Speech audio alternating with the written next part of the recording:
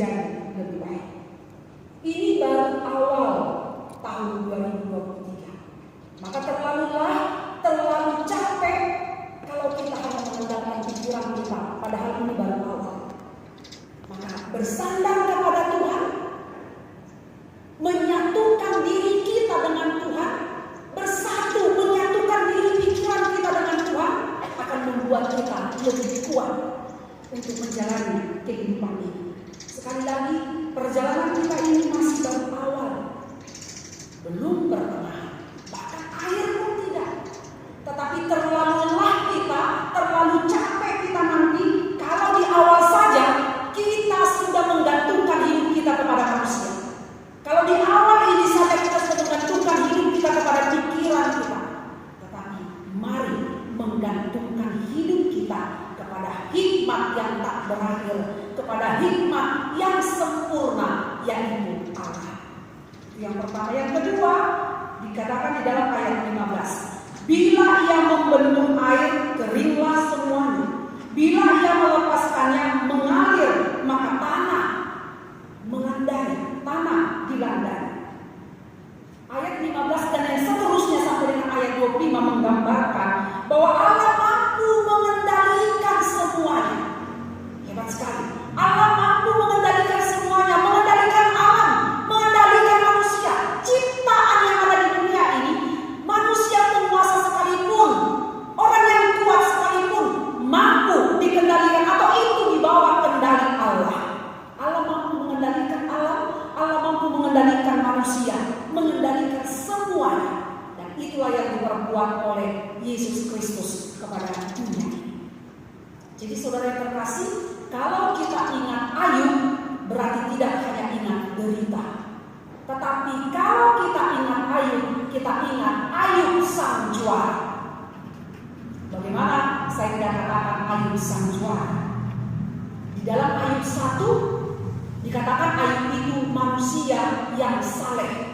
Jadi berbicara tentang hati, Ayub adalah orang saleh.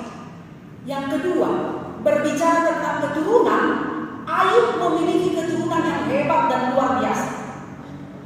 Ketika anak-anaknya laki-laki mengadakan pesta, maka anaknya laki-laki ini akan mengajak saudara perempuan, anak-anak perempuan yang lain untuk ikut ke pesta itu. Karena pesta itu pesta yang baik-baik, pesta yang baik. Karena tidak mungkin saudara laki-laki mengajak saudara perempuan untuk mengikuti pesta yang tidak baik. Jadi menurut Ayub, seorang laki-laki yang tidak mengajak saudara perempuannya ikut pesta itu bukan orang baik.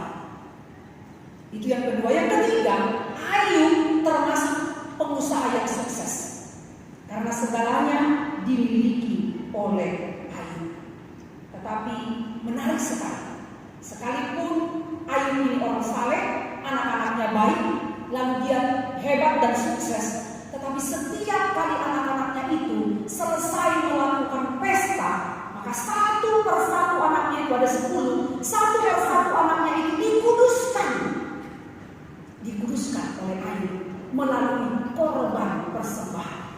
Korban persembahan jangan dikira buka dompet baru berikan, bukan. Korban persembahan yang diberikan Ayub itu sudah lama dipersiapkan, dan dia pilih domba yang paling baik, yang paling bagus, itu dipersembahkan sebagai korban persembahan atas anak-anak. Satu persatu itu dilakukan oleh Ayub. Nah, saudara yang terkasih, kita mau diingatkan oleh firman Tuhan ini, perjalanan hidup kita ini masih sangat panjang. Tahun 2023 ini masih sangat panjang. Kita diingatkan, jangan mengandalkan pikiran kekuatan sendiri. Jangan berjuang sendiri. Jangan berjalan sendiri. Jangan memakai pikiran dan pemahaman sendiri yang itu adalah terbatas. Tetapi berjalanlah bersama dengan Tuhan. Mari kita terus bergumul agar Tuhan menganugerahkan hikmat itu kepada kita. Hikmat, pengetahuan, pengertian, dan pertimbangan. Karena Dia adalah sumber hikmat yang sempurna.